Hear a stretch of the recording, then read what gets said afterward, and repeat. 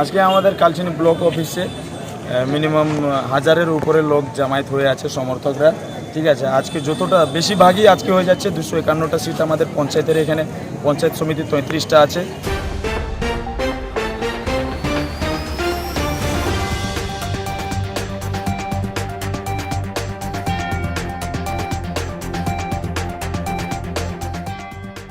Kalchini block কার্যালয়ে বুধবার সকাল 11টা থেকে মনোনয়নপত্র পেশ শুরু হয়েছে। সকাল থেকে লম্বা লাইন মনোনয়নের।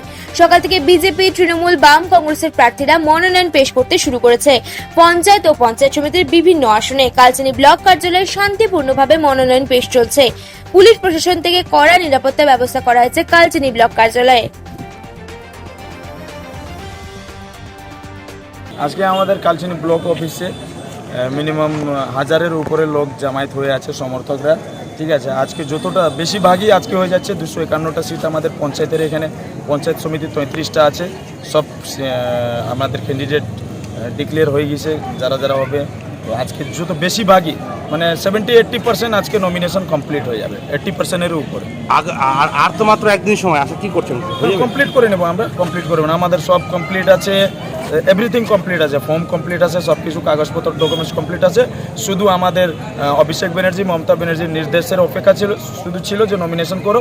এবার নির্দেশ চলে আসে, নমিনেশন করে আমাদের মানে আজকে তাহলে 80% হবে কি? 80%-এর উপরে হয়ে যাবে। আজকেও কর্মীদের কোনো ক্ষোভ বিক্ষোভ কিছু আছে না, আজকে কোনো কর্মীদের ক্ষোভ বিক্ষোভ নাই।